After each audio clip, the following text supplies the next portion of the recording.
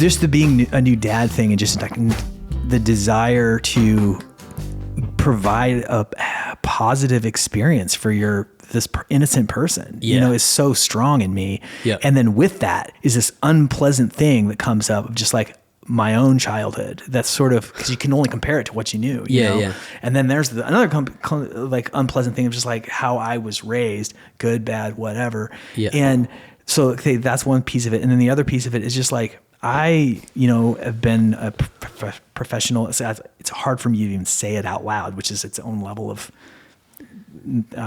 fucked upness, just to put it flatly. I've been called to like the arts and music and devoting my time to it. And I had some like early proficiency as I could sing, and I just really loved music and I could do it. And so that's like a clue from the universe. But in hindsight, I've just realized that was so connected and interwoven with this damage and this like need to feel loved and be recognized and accepted. Yeah. And I've made a whole career out of trying to be loved. And how screwed up that is, I mean, and then there's this other fear of it. And this is, I'm setting this up because I want to get your perspective on it or see if you relate to it at all. But that well, what if I heal and I don't need to feel, I don't give this onus of providing me love to all of these other people who don't even know me or even care about me.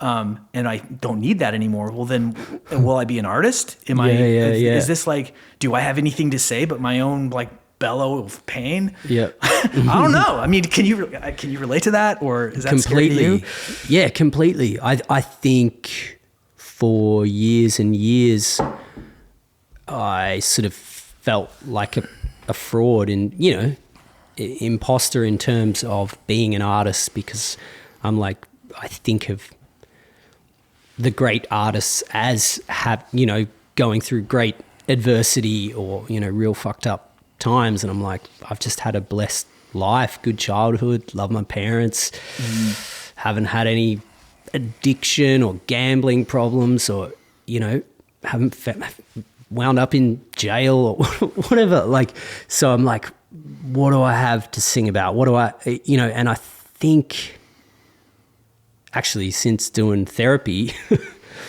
because they help you realize, that you don't have to keep cutting yourself down and downplaying what you've been through. It's all relative. And I'm like, oh, there's actually plenty of fucked up shit that's happened.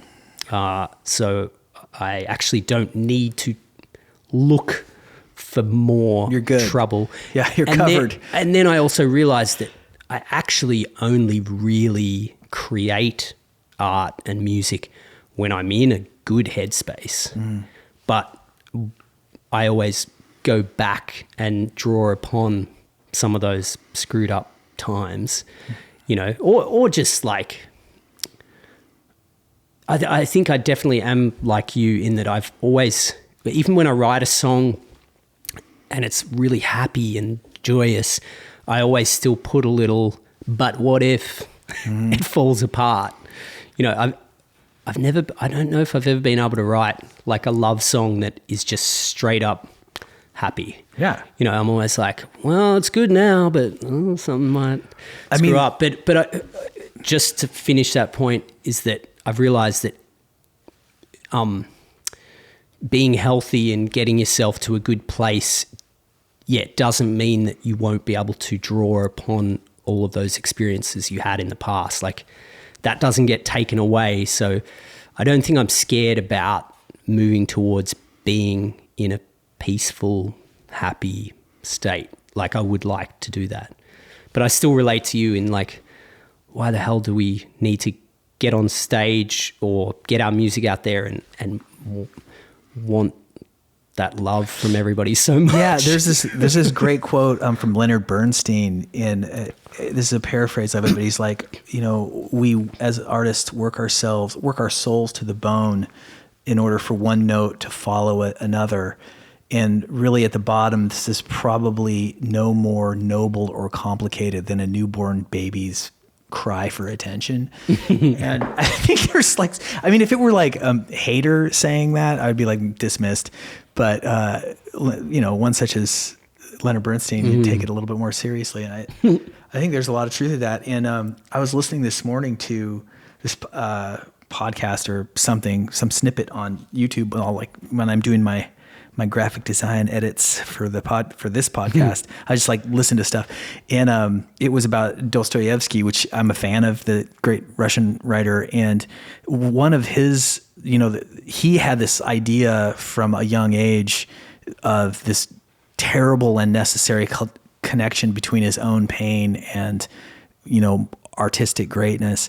And, fortunately or unfortunately for him, he had some real terror. He was arrested, and by the Tsar, he was taken out and under a mock execution. He thought with his comrades that they were going to be killed by gunfire, and then they were pardoned at the very last second. Wow. And and then after that, he was still sent to prison for a very long time, and suffered a lot. And but his contention was that you can't make art unless you are both very sensitive and in great pain.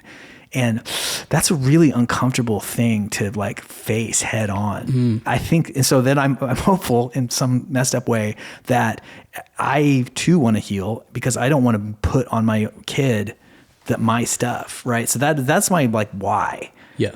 I think prior to that, I mean, getting married was maybe one. I wanted to have a happy marriage. I really did. And so there's some like, okay, you got to figure some shit out here. Yeah. But then now the stakes are even higher. And so there's this desire to heal. And then I have this hope that I'll still have something to say, because I kind of am a sensitive person, and I am like very restless. And I don't imagine just like suddenly just, I don't know, moving into a cul-de-sac of life and like popping a beer every night at 5 and hanging out at a bar and watching baseball all day. Although that sounds fantastic. They all sound good. Sounds wonderful.